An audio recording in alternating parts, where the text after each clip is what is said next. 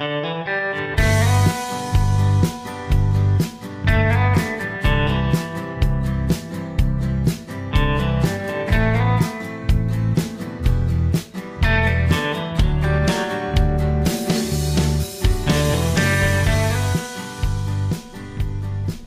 mga paps, tayo nga po nag-update ulit ng mga proyekto dito nga po sa Imus Boulevard, no? So yung nasa unahan nga po natin, yan na nga po yung ating Rotonda Bukandala.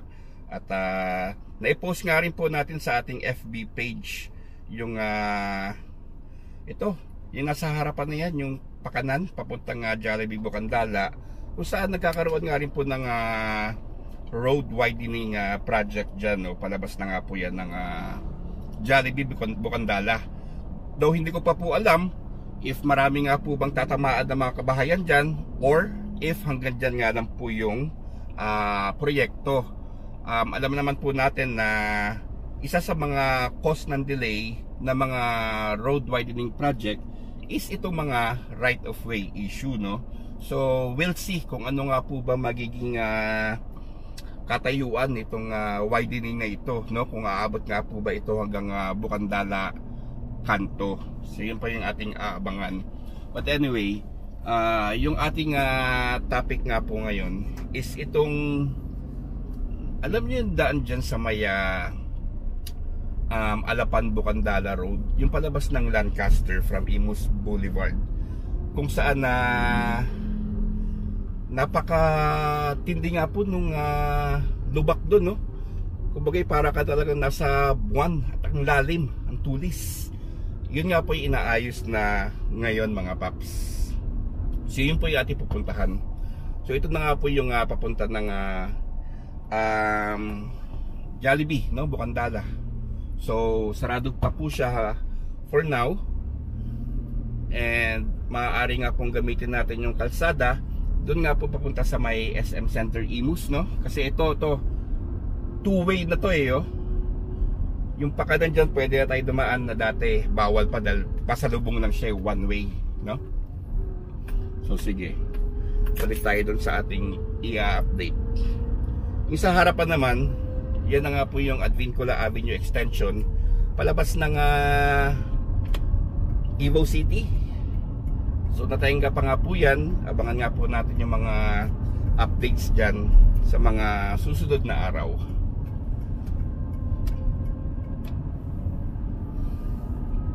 Ito ay bound to Imus City Hall. At kakanan nga po tayo dyan, no? Ito yung palabas ng Lancaster, tsaka papunta dun sa Flag City. Ito nga po yung Alapan Bukandala Road.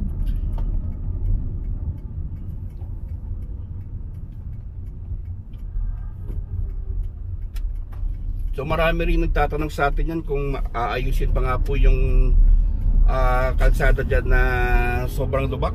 Well, ito good news nga po at inaayos na siya mga paps.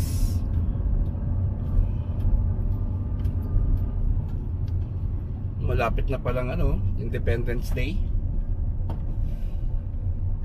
By the way mga paps, follow nyo nga po kami sa aming mga Facebook account, yung Progreso Pilipinas, pati na nga rin po ang Metro Cavite and Beyond.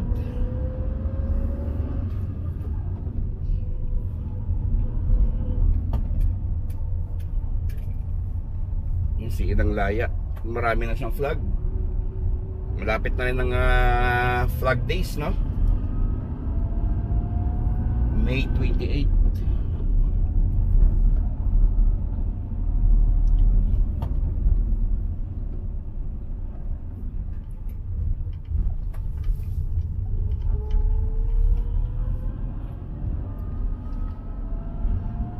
Yung project ni Advincula Avenue, yung extension, tsaka itong si Calax ay magsasalubong nga po yan.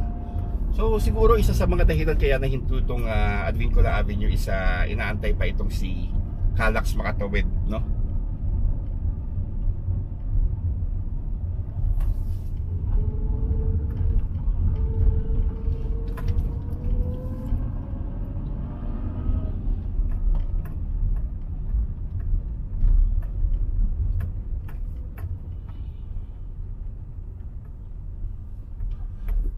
dito yung sinasabi ko na matindi yung lubak, lalo na yung part doon, yun may naka-enclose na yung ginagawa dyan, no? Yan espalto lang yan dati na talaga namang akala mo ilulubog ka na sa earth. Pero ngayon mukhang papalitan na siya ng semento.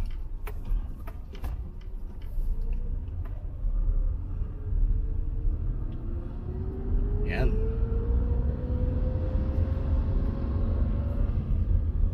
Ngayon may isang lane na nga na sementado na, oh.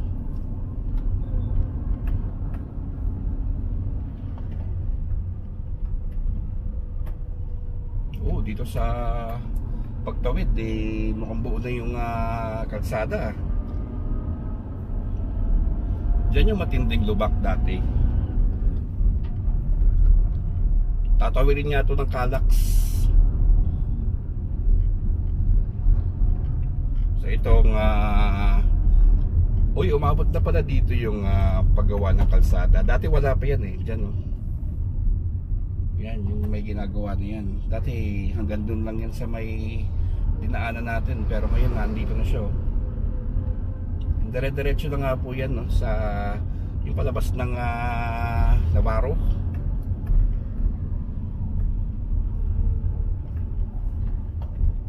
Yan, di ba? So magandang balita yan, mga paps, na inaayos na yung kalsada dyan. Madalas nga pong sabihin ko, matagal man ang proyekto, antay lang tayo kasi sigurado naman tayo na gagawin din yan, no?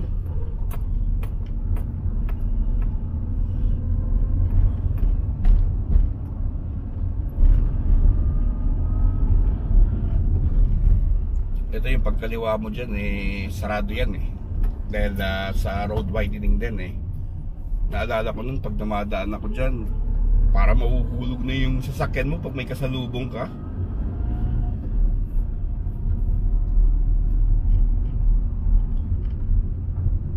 Ito sayang lang to, hindi na acquire yung sa right side natin, no? So naging salubungan lang talaga siya. But we'll see, no? We'll see. Yan yung sa kaliwa. Sarado pa po yan.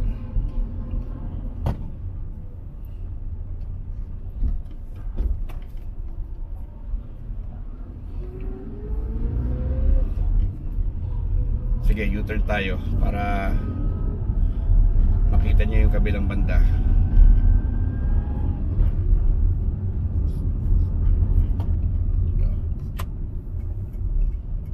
Yan, Lancaster na yun nasa harapan natin. Yeah. Oops.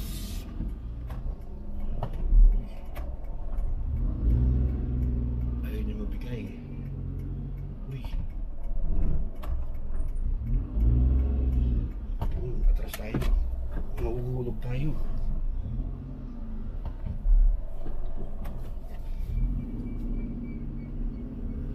Thank you.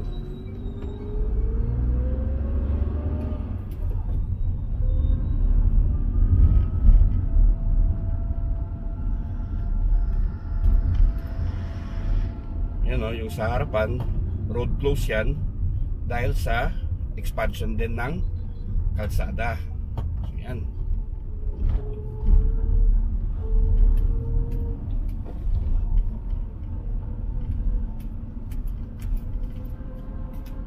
So yun na mga paps, no? Pinakita ko nga lang po itong maliit na bahagi na ginagawa dito sa Alapan na Bukandala Road. At isa nga po itong magandang balita para nga po mas komportable yung ating pagbiyahe dahil wala na nga po yung malalalim na lubak. So sana nga po nag-enjoy kayo, no? Mga paps, ingat kayo palagi. God bless. Siyempre, alam nyo na.